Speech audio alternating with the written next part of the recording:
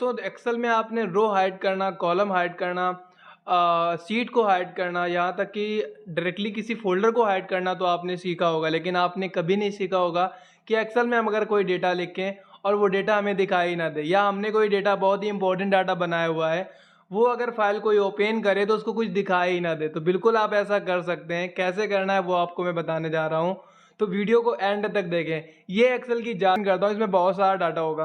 पहले तो मैं आपको प्रैक्टिकल करके दिखाऊंगा, उसके बाद मैं आपको दिखाऊंगा करना कैसे है। अभी मैंने आपके सामने एक डेटा ओपन करा हुआ है, इसमें काफ़ी सारा डाटा आपको दिख रहा होगा। ये बहुत सारा डाटा इसमें लिखा हुआ है, लेकिन अभी हम अगर इसमें कोई जादुई ट्रिक का यूज़ करें, हालांकि मैं आपको करके भी दिखाऊंगा कैसे क्या करना है, उसके बाद मैं आपको बताऊंगा। अभी आप इसमें देखेंगे तो इसमें कुछ दिख नहीं रहा है। कुछ दिख रहा है?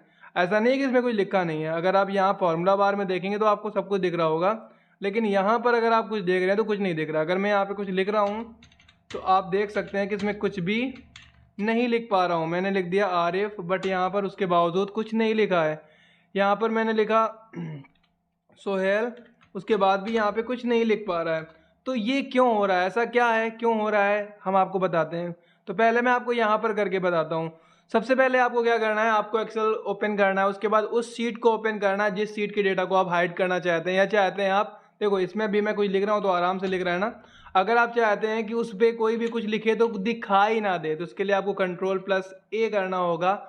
Ctrl+A कोई अलग से शॉर्टकट की नहीं है, कोई स्पेशल शॉर्टकट की नहीं है, ये शॉर्टकट की है सेलेक्ट ऑल की। ठीक है, तो हमने कंप्लीटली एक्सेल शीट को सेलेक्ट कर लिया, उस शीट को सेलेक्ट कर लिया जिस शीट पे हम काम करने वाले थे। तो हमने शीट 1 को सेलेक्ट किया, शीट 2 में हमने कुछ नहीं किया, शीट 2 को तो मैं बाद में आपको शो करके दिखाऊंगा।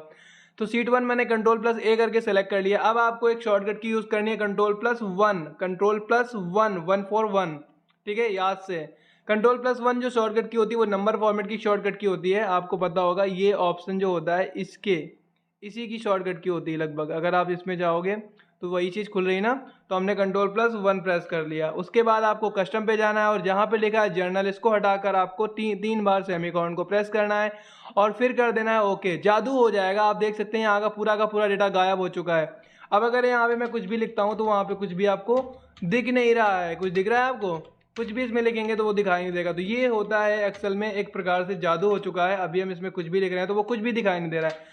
वापस से अगर आप शो करना चाहते हैं तो आप Ctrl+A फिर से प्रेस करेंगे, जो कि शॉर्टकट की एग्जैक्टली वही है, किस चीज़ की? सेलेक्ट ऑल की। इसके बाद Ctrl+1 प्रेस करना है, Ctrl+A के बाद Ctrl+1।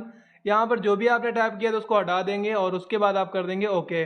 तो वो जो डेटा आपका लिखा हुआ था वो तो वापस शो ही कर रहा है, उसके साथ साथ जो आपने बाद में लिखा था वो भी आपका डेटा यहाँ पे आ चुका है। एक बार फिर से हम इसी प्रोसेस को यहाँ पर आपको दोहरा के दिखाते हैं, ताकि आपको अगर समझ में नहीं आया तो आपको यहाँ पर भी समझ में आ जाएगा। Ctrl+A सेलेक्ट ऑल की शॉर्टकट की, Ctrl+1 मोर नंबर फॉर्मेट की शॉर्टकट की। यहाँ पर 3 बार सेमीकोलन बना हुआ है, इसको आप हटा के ओके कर देंगे। जैसे ओके करेंगे तो जो डेटा आपने लिखा हुआ है वो सारा का सारा आपका वापस से शो कर जाएगा।